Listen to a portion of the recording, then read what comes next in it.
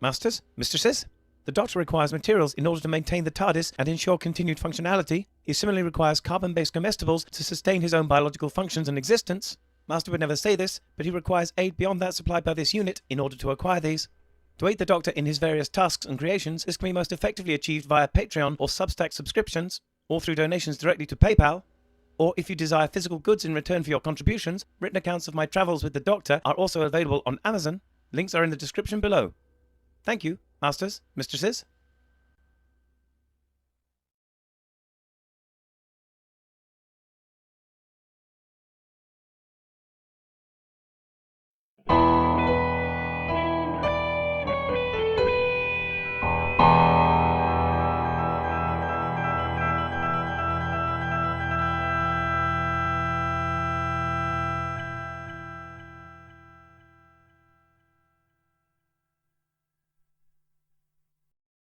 Hi, Dr. Alex here, and welcome to episode 3 of Beyond the Horizon.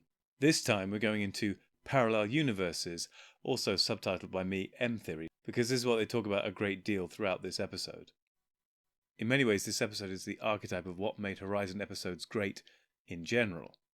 But specifically, it's also the episode which inspired me to return to physics and start studying physics anew by doing my master's part-time in astrophysics while still working full-time elsewhere, one of the hardest and yet ultimately one of the most rewarding times of my life, an inspiration that further sparked my desire for learning and understanding the universe by making me go and quit my job ultimately and apply and successfully join the PhD course in cosmology that I finally completed in 2016-2017, depending on when you decide the finishing line actually is. This is the definition of good science programming, really the definition of good programming full stop. It is inspiring programming, clearly by what I've just said, enlightening programming, and unfortunately something the BBC can no longer provide. But I hope to preserve their past better efforts here for all to enjoy, and perhaps to inspire others.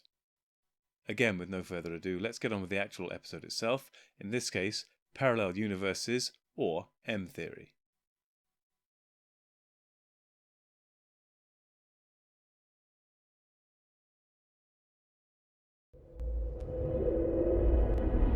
Imagine you could find an explanation for everything in the universe. From the smallest events possible to the biggest. This is the dream which has captivated the most brilliant scientists since Einstein.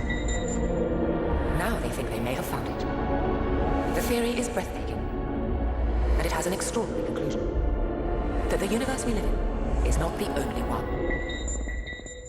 When it comes to grand unified theories, or GUTS, I recommend these PBS space-time videos here, and the links will of course be in the description. For almost 100 years, science has been haunted by a dark secret. That there might be mysterious, hidden worlds beyond our human senses. Mystics had long claimed there were such places. They were, they said, full of ghosts and spirits. The last thing science wanted was to be associated with such superstition. But ever since the 1920s, physicists have been trying to make sense of an uncomfortable discovery. When they tried to pinpoint the exact location of atomic particles like electrons, they found it was utterly impossible. They had no single location. When one studies the properties of atoms, one found that the reality is far stranger than anybody would have invented in the form of fiction. Particles really do have the possibility of, in some sense, being in more than one place at one time. Guth is huge in the world of physics and his contribution to physics and more specifically cosmology. He is the great-grandfather in many respects of my field, or at least the field of which I am closely associated. Inflationary physics or inflationary cosmology, as you'll see in this documentary, basically opened up an entire new field of research for many to work in.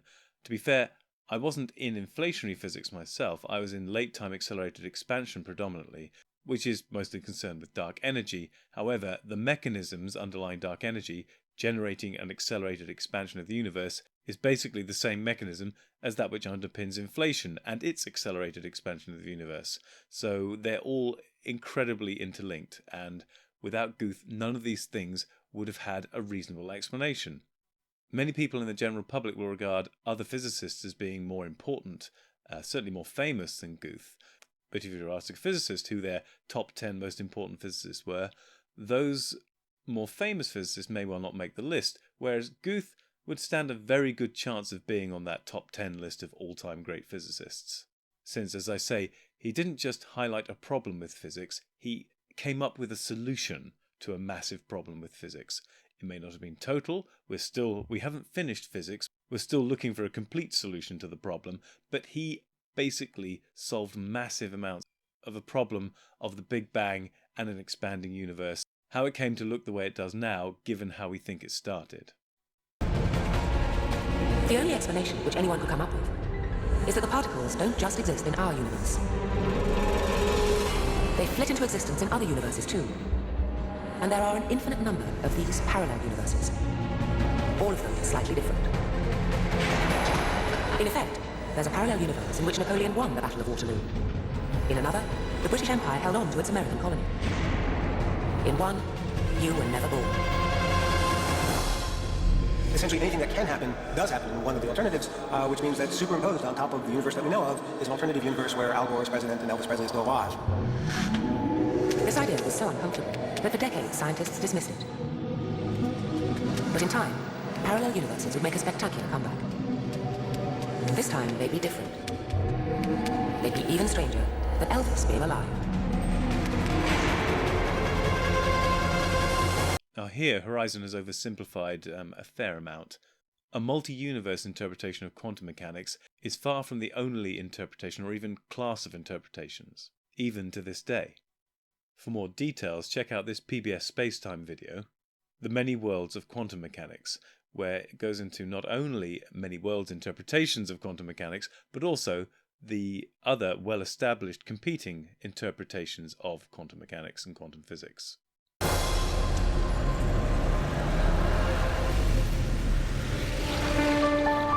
There's an old proverb that says, "Be careful what you wish for, in case your wish comes true." The most fervent wish of physics has long been that it could find a single elegant theory which would sum up everything in our universe. It was this dream which would lead unwittingly to the rediscovery of parallel universes. It's a dream which has driven the work of almost every physicist.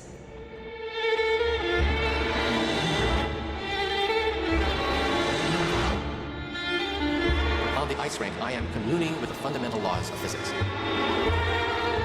At the instant of creation, we believed that the universe was symmetrical. It was pure. It was elegant. Without fiction, Newtonian laws are laid bare, simple, elegant, and beautiful. Pure, noble, elemental, just like it was at the beginning of time. When I was a child of 8, my elementary school teacher came in the room and announced that a great scientist had just died. And on the evening news that night, everyone was flashing pictures of his desk with the unfinished manuscript of his greatest work.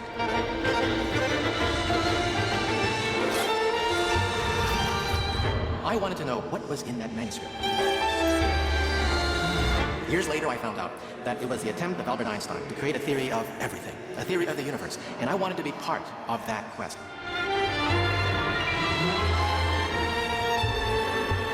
Einstein never achieved his goal of a theory of everything, but again and again, others have thought they were on the brink of this ultimate achievement. This was always wishful thinking. Until recently. A revolution occurred in the 1980s. In universities across the world, new ideas in science streamed forth. Finally, it seemed, everything in the universe was about to be explained. In Britain, the famous physicist Stephen Hawking was even so confident he claimed physics was ready to read the mind of God. There would soon be no big scientific problems left. One idea was the most revolutionary of all. It seemed a surefire theory of everything, and captured the imagination of scientists like Bert Everett. It was all to do with string.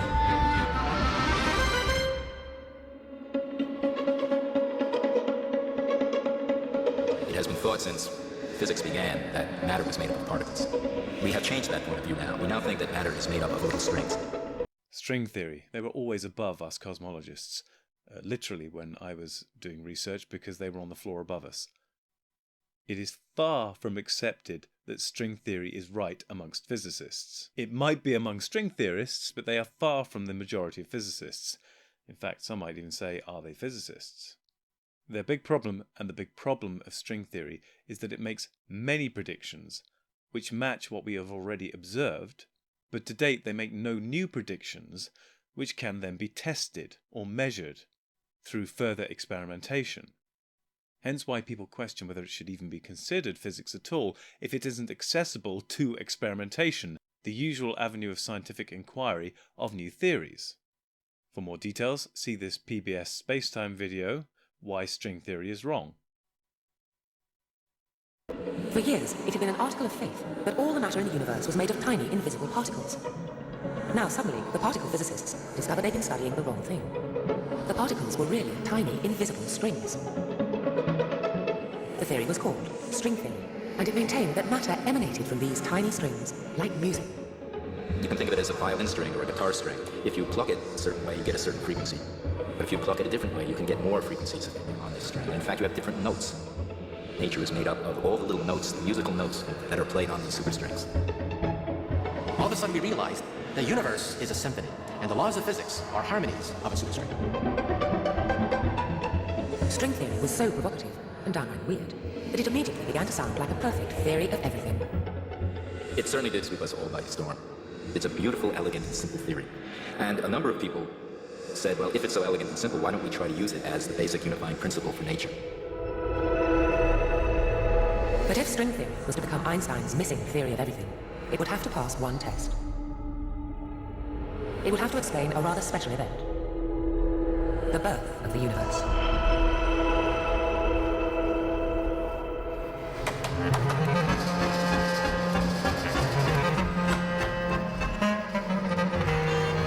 The origins of the universe had always been a special subject of the cosmologists who studied the big world of stars and galaxies. Yay, cosmology, the best! I may be biased. They too felt they were on the verge of a great triumph. A complete understanding of how the world had begun. They'd long known things had started with a giant explosion, the Big Bang. But by now, cosmologists had refined the idea. They had worked backwards in time from the present day, closer and closer to the instant of the Big Bang. Their work was incredibly precise. We have confidence in extrapolating back from the present to when the first stars and galaxies formed, when the universe was only 1 billion years old. Or extrapolating back farther to when the first atoms were formed, when the universe was a few 100,000 years old. Or when the first nuclei formed, when the universe was only a few seconds old. Physics was now actually ready to talk about these bizarre-sounding events in the universe, fractions of a second and even billions and billions and billions of a second, 10 to the minus 35 seconds after the instant of the Big Bang. Absolutely fantastic. If everything in the universe was to be explained, then string theory and the Big Bang would now seamlessly merge, and they complement each other perfectly. After all, one concerned the birth of the universe,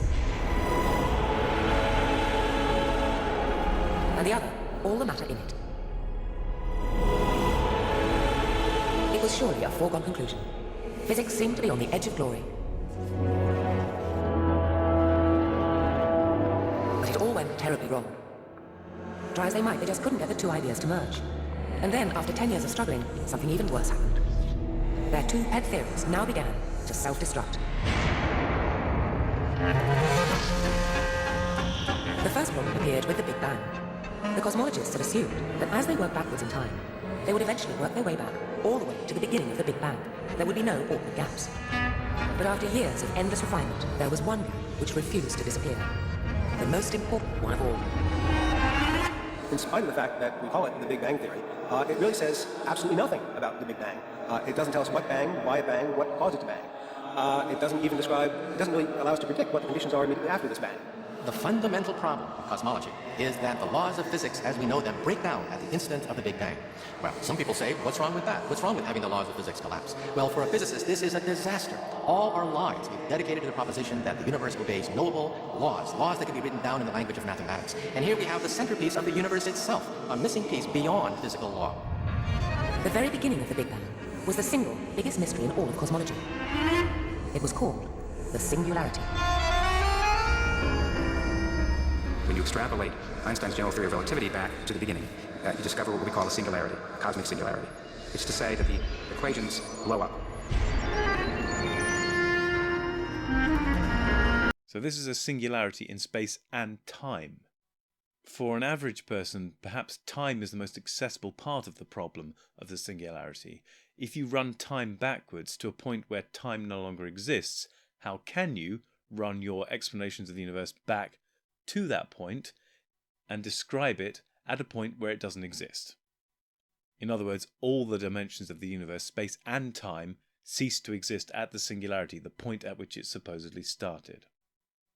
Of course, we do have ways of looking at this problem, but we don't assume that time, of all the dimensions of the universe, only began with the Big Bang. So if we allow time as a dimension to run backwards before that, in whichever interpretation we're going to use, whether that's M theory, string theory, or even simply a more standard four-dimensional look at the universe, but where we, through some mechanism or other, allow time to run back before some Big Bang point that we've generated in, say, inflationary cosmology, then we can sidestep the problem that way.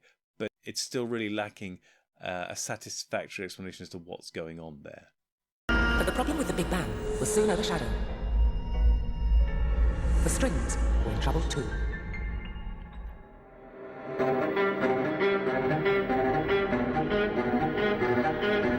The hope had been that string theory would evolve into the single definitive explanation for the universe. But as more and more people worked on it, something puzzling happened. The physicists found a second version of it, and then a third. Soon they had found 5 different string theories. That wasn't single, and it didn't sound very definitive. 5, even though it's not a very large number, is too large for us because we would like to have a more unique theory than that. And this definitely was a problem, it was a great crisis. So a lot of time was spent studying those individual 5 theories, but in the back of our minds always was, why are there 5 of these things? Shouldn't there only be one? String theory had begun to unravel. It seemed as if the dream of a theory of everything was as far away as ever. Cynics began to come out and say that string theory is too hard, it's a dead end, it's simply not the way to go, and it's not the theory of everything, it's the theory of nothing.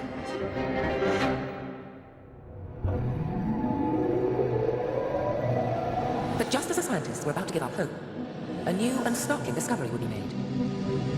This would inspire them to begin their quest again, and force them at last to confront their least popular idea, parallel universes.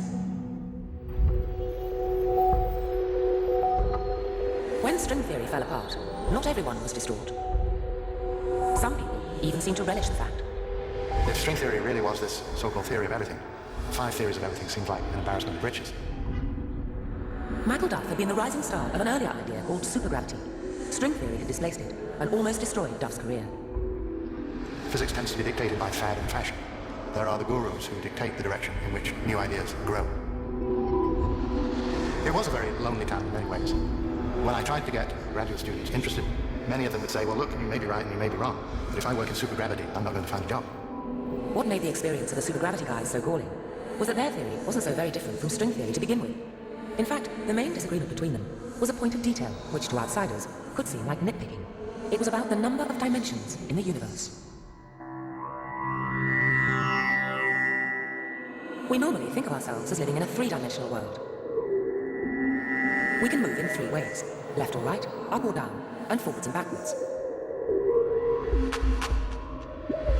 But physics like adding extra dimensions.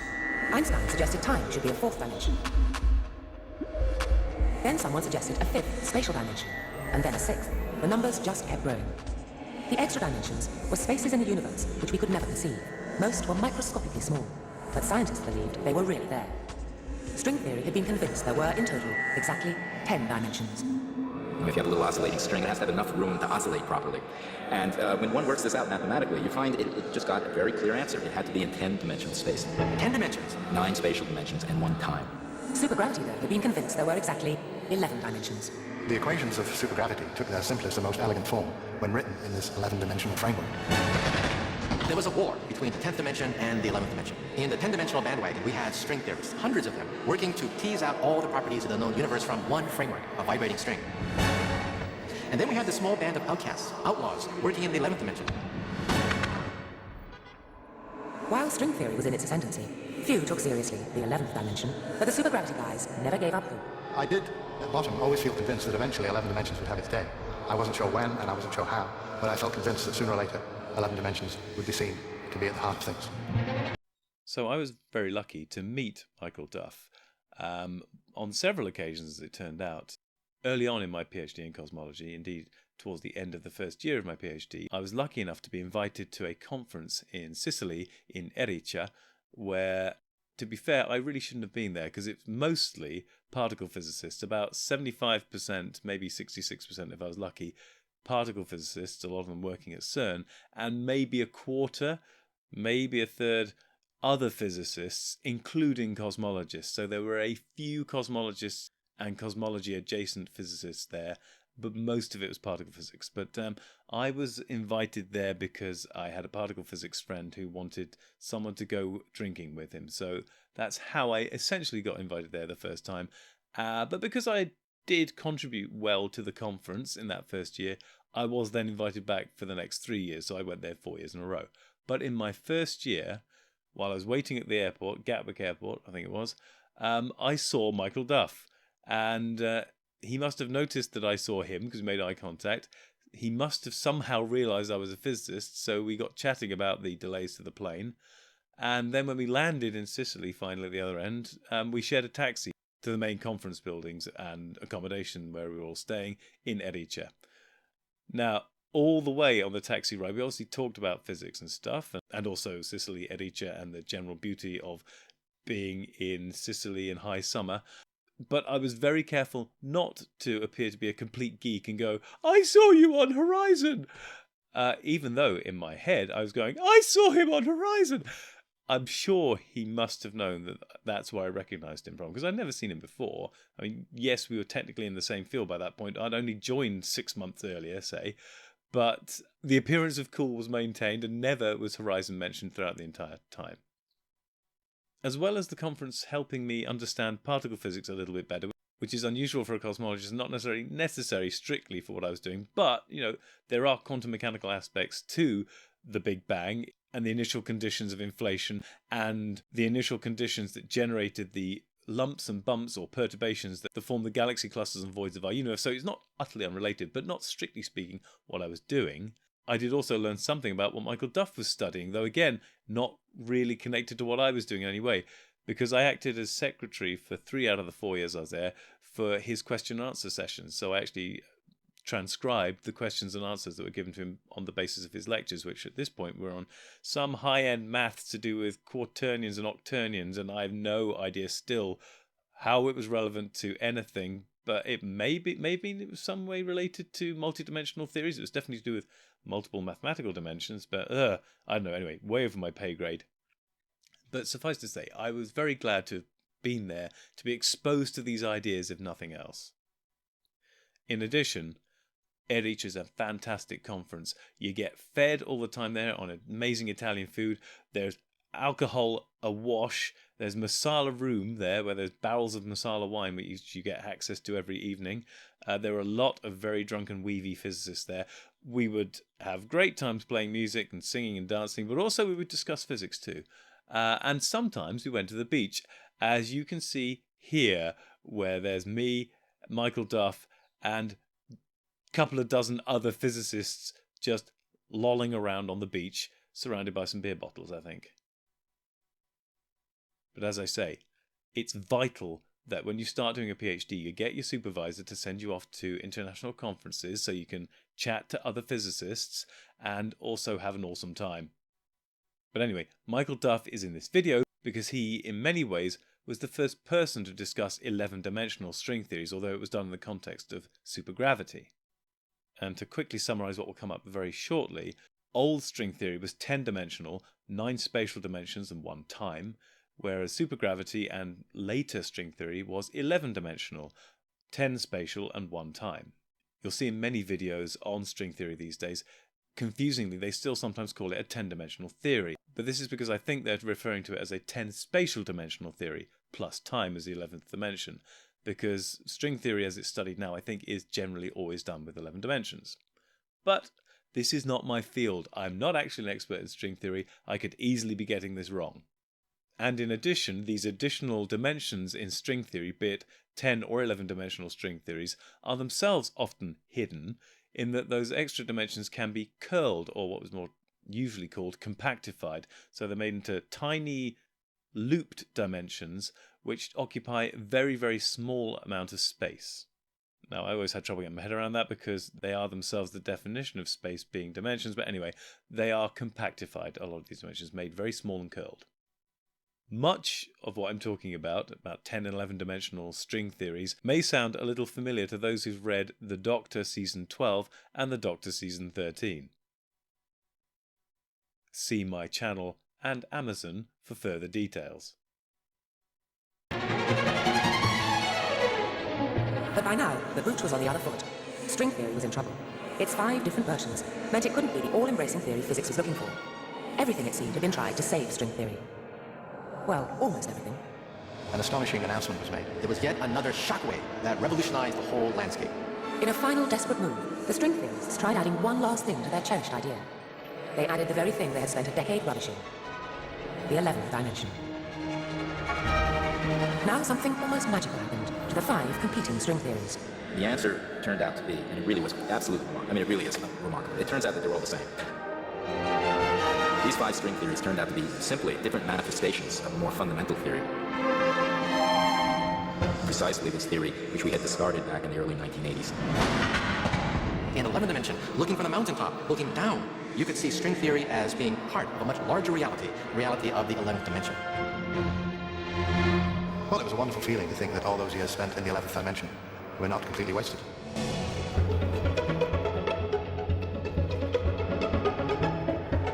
The 2 cats had been absolutely certain the other was wrong. Now, suddenly, they realized their ideas complemented each other perfectly. With the addition of 1 extra dimension, string theory made sense again. When it comes to how they combined the 5 competing 10-dimensional string theories into one overarching 11-dimensional string theory, I find it easiest to describe this in terms of a teddy bear.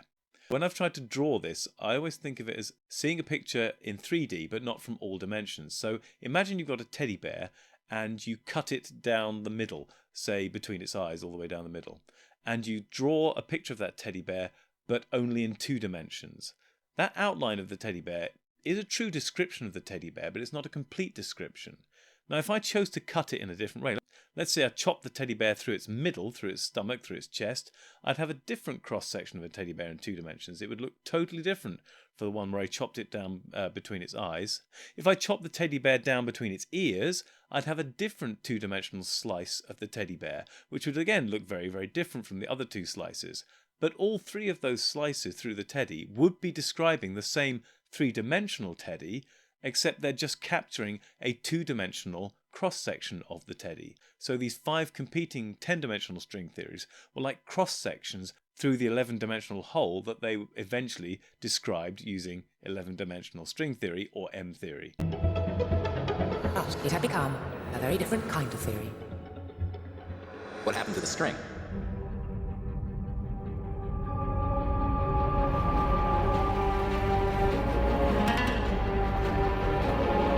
Tiny, invisible strings of string theory were supposed to be the fundamental building blocks of all the matter in the universe. But now, with the addition of the 11th dimension, they changed. They stretched, and they combined. The astonishing conclusion was that all the matter in the universe was connected to one vast structure, a membrane. In effect, our entire universe is a membrane.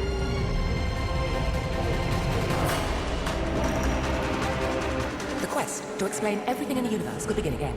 And at its heart would be this new theory. It was dubbed membrane theory, or M theory. But so enigmatic and profound did the idea seem, that some thought M should stand for other things. M theory. Where M stands for magic, mystery, or membrane. M theory. Physicists get kind of dreamy-eyed when they talk about M theory. M theory. Maybe M stands for mother, the mother of all strings. Maybe it's magic. Maybe it's the majesty of a comprehensive theory of the universe. M theory. Magical, mystery, madness. M theory. With M theory, it seemed at last there was a theory which might explain everything in the universe. But before they could decide if this was true, the scientists needed to know more about this new 11th dimension. It quickly became clear it was a place where all the normal rules of common sense had been abandoned. For one thing, it is both infinitely long, but only a very small distance across. That 11th dimension, well, at its maximum size, could be something like a trillionth of a millimeter. Well, this is 10 to the minus 20 of a millimeter. That's taking a millimeter and dividing it by 10 with 20 zeros after it, so that's very, very small. That means that it exists only 1/1,000,000,000th of a millimeter from every point in our 3-dimensional world. It's closer than your clothes to your body, and yet we can't sense it. In this mysterious space, our membrane universe is floating. At first, no one could imagine how that worked. Then some suggested it might float like a thin rubber sheet. Others, that it might be more like a bubble which vibrated as it was blown aimlessly across hyperspace. If all this wasn't surreal enough, it was then proposed that there might be another membrane universe pulsating at the opposite end of the 11th dimension. At first, this idea wasn't taken very seriously, but eventually it would be re-examined. For physics was about to ask whether our universe was really alone.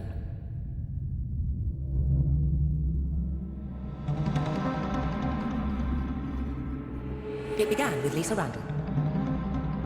People look at rock climbing and it's of course very physical, but you also find that you can concentrate on one little thing. I like solving problems, I like games, I like figuring things out. Randall had been fascinated by an apparently inexplicable phenomenon. The weakness of gravity. There are various forces we see in nature. Most of them we understand at some level. And then there's gravity, which seems very different. The gravitational force is extremely weak in comparison with the other forces. Now, you might look around and say, gravity doesn't seem weak, but if you think about it, you have the entire Earth pulling on you, and yet you can manage to pick things up. Gravity certainly doesn't look weak in everyday life. It's responsible for keeping our feet on the ground and keeping Earth spinning around the sun and so on. But actually, gravity is incredibly weak compared to the other forces. This is easy to appreciate. If you take an ordinary refrigerator magnet and stick it on top of a metal pin, we all know this fridge magnet will actually pick that pin up off the table. So that sort of dramatically illustrates how feeble gravity is compared even to the magnetic force of a tiny fridge magnet. It turns out that there are very new ideas on how to explain the weakness of gravity if we have extra dimensions. When M-theory emerged, Randall and her colleagues wondered if it might provide the explanation. Could gravity be leaking from our universe into the empty space of the 11th dimension? Gravity might only appear to be weak, even though it's fundamentally just as strong as everything else, because it dilutes its strength out in all these extra dimensions that we can't see. Randall tried to calculate how gravity could leak from our membrane universe into empty space, but she couldn't make it work. Then she heard the theory that there might be another membrane in the 11th dimension. Now she had a really strange thought. What if gravity wasn't leaking from our universe, but to it? What if it came from that other universe? On that membrane, or brain, gravity would be as strong as the other forces. But by the time it reached us, it would only be a faint signal. Now, when she reworked her calculations, everything fitted exactly. If you were to imagine that there are two membranes, say there's one in which we sit, and one in which, if there's other stuff, it sits there, but not our particles, not the stuff that we're made of, and not the stuff that we see forces associated with. If we live anywhere else in the extra dimension, we would see gravity as very weak because it's mostly spending its time near the other brain. We only see the tail end of gravity. The weakness of gravity would at last be explained, but only by introducing the idea of a parallel universe. Randall's idea opened a Pandora's box. Now suddenly, physicists all over the world piled into the 11th dimension, trying to solve age-old problems, and every time, it seemed the perfect explanation was another parallel universe. Everywhere they looked, it seemed they began to find more and more of them. From every corner of the 11th dimension, parallel universes came crawling out of the woodwork. The other universes are parallel to ours and maybe quite close to ours, but of which we'd never be aware. They may be completely different, with completely different laws of nature operating. They may not all have life, but some fraction of them will have life. And whatever that fraction is, if there's an infinite number of these universes, there'll be an infinite number of universes that have living civilizations. Some of these universes may look just like ours, except perhaps you're not there. M-theory was getting stranger and stranger. But could it really be a theory which explained everything in our universe? To have any chance of that, it would have to do something no other rival theory had ever been able to do. It would have to make sense of the baffling singularity at the beginning of the Big Bang. M-theory was about to come up with a suitably outrageous answer. And parallel universes would be at the very heart of it. At the beginning of 2001, the received wisdom was that the 11th dimension was a tranquil place, with membrane universes gently floating in it. But Bert suggested a much more exciting idea. Universes moving through the 11th dimension like giant, turbulent waves. These things can move. They are not static. They're like everything else in the world. They can move around. And there's not much room for them to move in. In fact, if they move, they're very likely to bang into each other. In fact, they either move away from each other or they bang into each other. And one thing that had occurred to me very early on is what happens if they collide?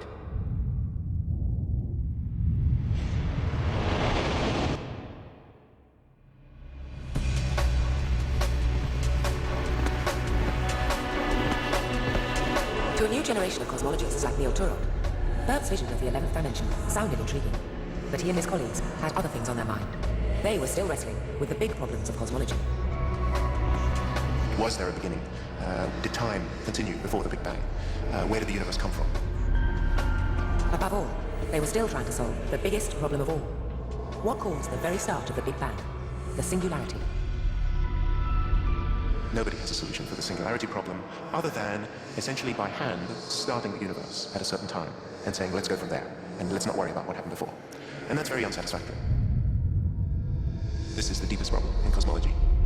If you can get through the singularity, you're on your way to a complete theory of the universe.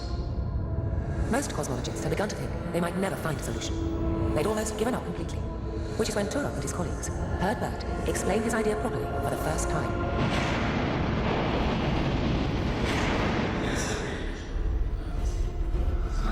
At a conference in Cambridge, pioneers of M-theory had been brought together to explore its implications. Bert was the star of the show.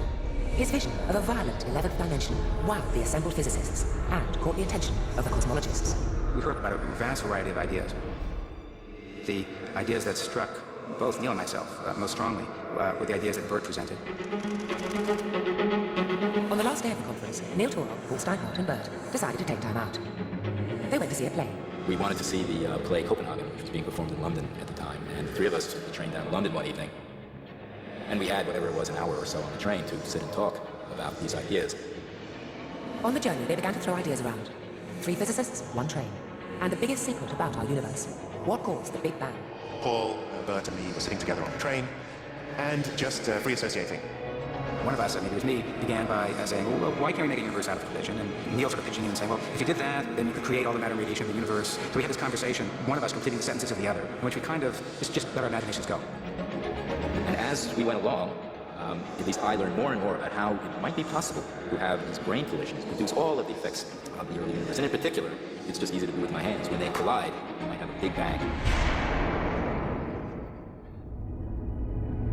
And the Big Bang is the aftermath of some encounter between 2 parallel worlds. But how could such a collision go on to cause the world we know? The universe we live in has vast clumps of matter we call stars and galaxies.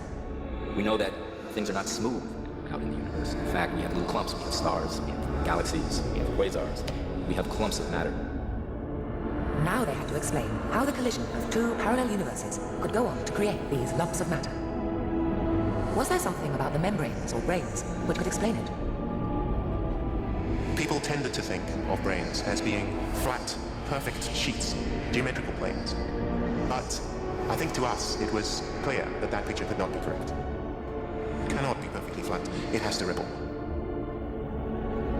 What would happen is as the brains approach, that there are ripples in the surface of each brain. And when they come together, they don't hit exactly the same time, the same place. But in fact, they hit at different points at different times. We found that as the brain moves, it literally ripples. So when the collision takes place, it imparts those ripples into real matter. The parallel universes move through the 11th dimension like waves. And like any wave, these would ripple. It was the ripples which went on to cause the clumps of matter after the Big Bang.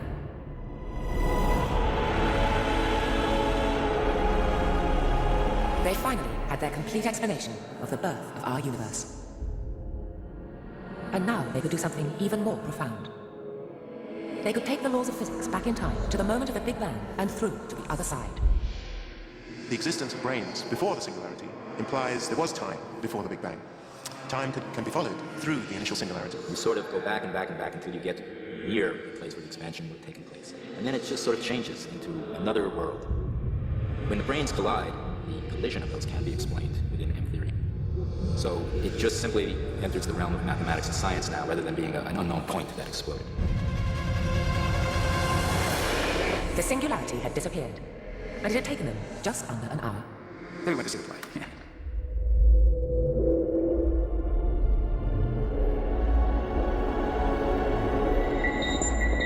This idea is so new, it's only begun to be discussed.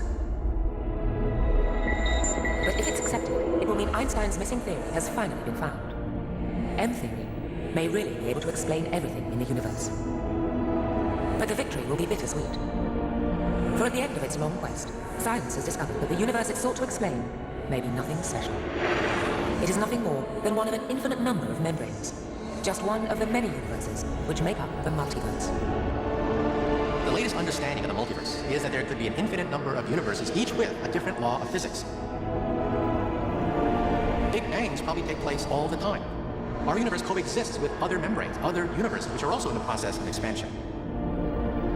Our universe could be just one bubble floating in an ocean of other bubbles.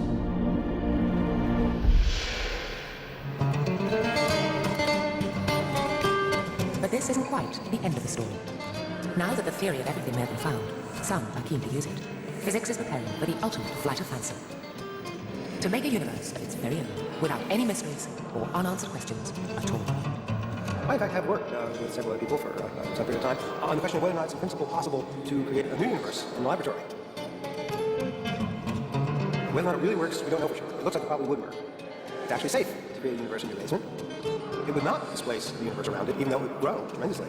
It would actually create its own space as it grows. And in fact, in a very short fraction of a second, it would splice itself off completely from our universe and evolve as an isolated, closed universe, growing to cosmic proportions without displacing any of the territory that we currently lay claim to.